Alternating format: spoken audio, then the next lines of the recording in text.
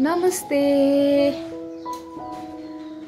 हजुर, मेरो अर्किड चाहिँ अब पूर्ण रूपमा फुलिसकेको छ र यो पिङ्क वालाको चाहिँ फुलिसकेर पनि एक दुईवटा फुलहरू चाहिँ झर्न पनि थालिसकेको छ। र आज चाहिँ म यहाँहरूलाई के देखाउन गइरहेछु भन्दाखेरि चाहिँ मेरो अर्किडको पातहरू एकदम धुसुरे भएको छ र यो पातहरूलाई चाहिँ म कसरी सफा गर्छु भन्ने कुरा देखाउन गइरहेछु।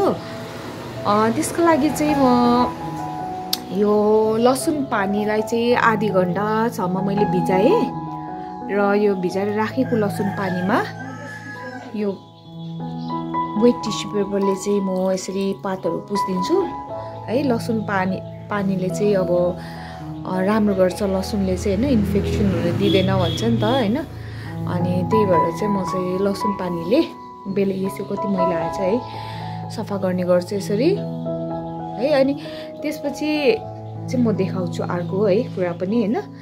यो भिडियो खिच्दै र मैले काम गर्दै र भिडियो खिच्दै गर्दाखेरि चाहिँ अलिकति अप्ठ्यारो भयो होइन।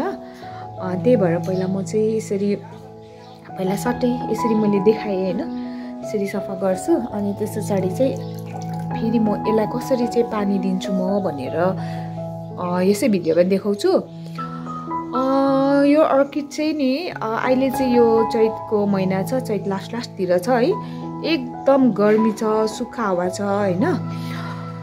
त्यही भएको कारणले गर्दाखेरि यो मेरो पिङ्कवाला अर्किड चाहिँ पातहरू अलिकति पानी कम भएको जस्तै छ। म यसलाई बेला बेलामा होइन पानी त दिइराखेको नै छु, तैपनि यो देख्न सकिन्छ यो यसको जरा छ नि जुन, यसको जरा सेतो भयो भने चाहिँ यसको पानी कम भएको, यो त सुकिसकेछ। म यसलाई पानी कसरी दिन्छु भन्ने कुरा पनि देखाउँछु। पहिला म यसलाई सफा गरिसक्छु है त। यो पिङ्क अर्किडलाई चाहिँ मैले सफा गरिसकेको छु है। यसको धुसुरे पातहरू अहिले हरियो चमकदार भएको छ है। अब यो पहेँलोको पालो छ होइन। यसको पातहरू धुसुरे छ, अब यसलाई पनि म यसरी नै सबै सफा गर्छु। त्यस पछाडि यसलाई चाहिने अलिअलि यसको खानापिना हालिदिन्छु म है। यो पात चाहिँ सुकिसकेछ। यो चाहिँ मेरो नयाँ हो, त्यस्तै 1 वर्ष मात्रै हुँदैछ र यसलाई चाहिँ होइन पनि सफा गर्छु। यसको चाहिँ फुल फुलेको छ नि, कुन कलर भन्ने पनि मलाई थाहा छैन है। अब यो 3टालाई मैले धोइसकेको छु। यसरी देख्न सकिन्छ यिनीहरूको पात एकदम मजाले हरियाली भएको छ।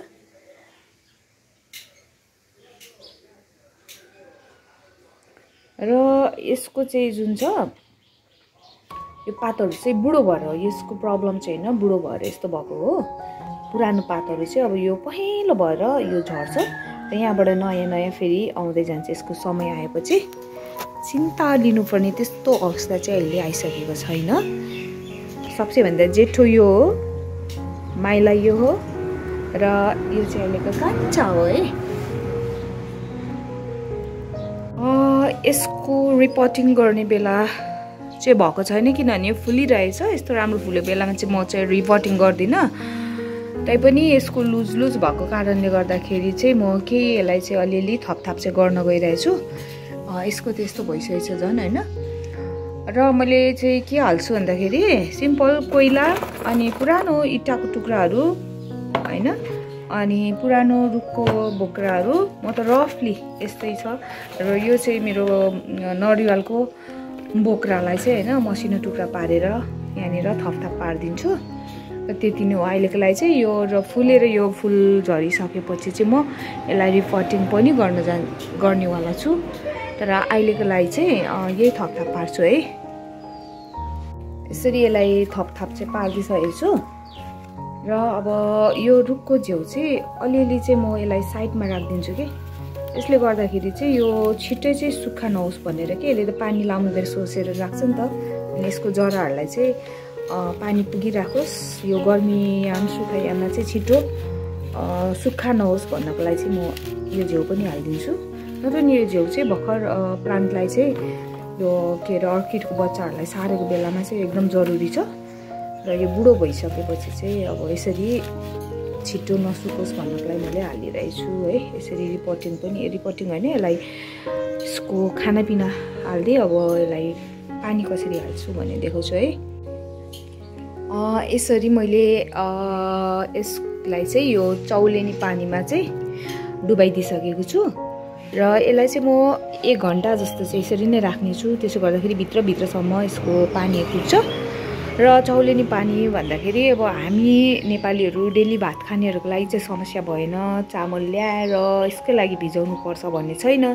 हामी खाना खाँदाखेरि चामल धुको बेलामा पानी निस्किहाल्छ, त्यही पानीलाई हामीले यसरी युटिलाइज गर्ने हो। र म चाहिँ यो ड्राई सिजनमा चाहिँ हप्तामा 1 चोटि जस्तै चाहिँ यो अर्किडहरूलाई चाहिँ यसरी चौलेनी पानीमा र कहिलेकाहीँ चाहिँ सादै पानीमा पनि यसरी डुबाइदिने गर्दैछु। कहिले 1 घन्टा भने दिनको टाइममा छ भने म 1 घन्टा र बेलुकाको टाइममा गरेको छु भने होल नाइटै डुबाएर पनि छोडिदिन्छु कहिलेकाहीँ।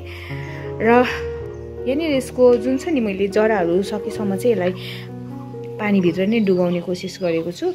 र अघि सेतो भएको जराहरू डुबाइसकेपछि चाहिँ हरियो क्या भएर आउँछ है। बाहिर हुँदा सेतो छैन है, अब यसलाई डुबायो भने चाहिँ हरियो हुन्छ। र कोही चाहिँ यो मरिसकेको पुरानो जराहरू चाहिँ यसलाई चाहिँ पछि म रिपोर्टिङ गरेको समयमा चाहिँ काटछाट गरिदिन्छु, ट्रिम गर्छु है। अनि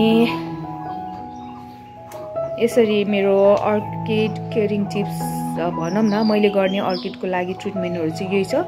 अब यसमा पनि म यसरी नै केही यसको के भन्छ नि यो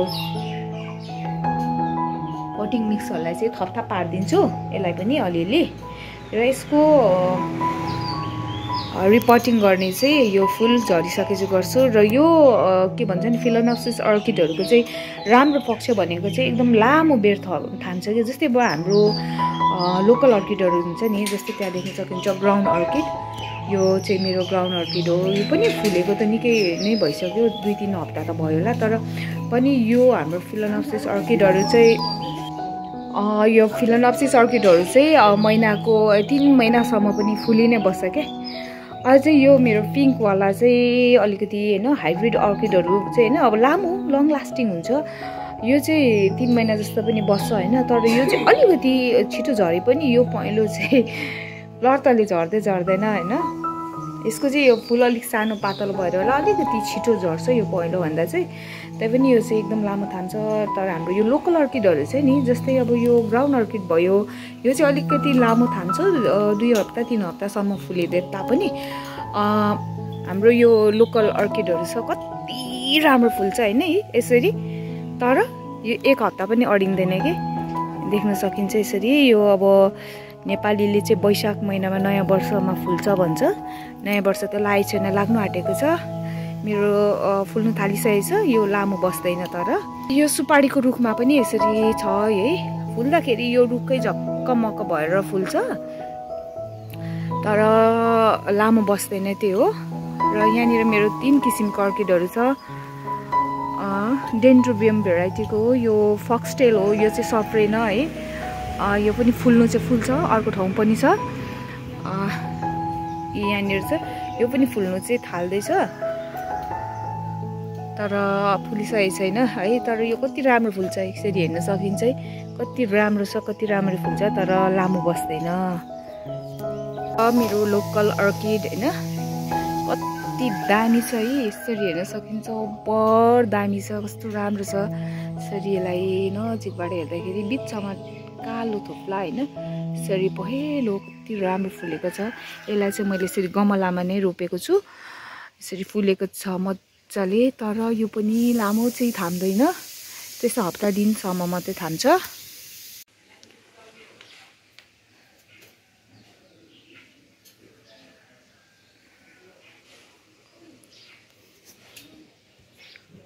यसको जराहरू हेर्नुपर्छ है। अब यो पानीमा भिजेको भाग कसरी हरियो हुन्छ र पानीमा नभिजेको भाग चाहिँ हेर्नु न है। भन्नुको मतलब यो प्लान्ट हेल्दी छ है। हामीले सुकेको सुक्खा रुखा देखेर नि यो हरियो छ नि, यसको मतलब यो हरियो छ, हेल्दी छ। पानी नपाएर बाहिर बसेको कारण चाहिँ यो सुक्खा रुखा देखेको, यो हरियो भएको कारणले यो हेल्दी नै छ मेरो प्लान्ट है। हस् त, यहाँहरूलाई कस्तो लाग्यो यो भिडियो मेरो अर्किड केयरिङ टिप्सहरू यस्तै नै छ है। मैले चाहिँ यसो गरेर यो अर्किडलाई 5-6 वर्षदेखि बचाइरहेको छु है। हस् त, धन्यवाद।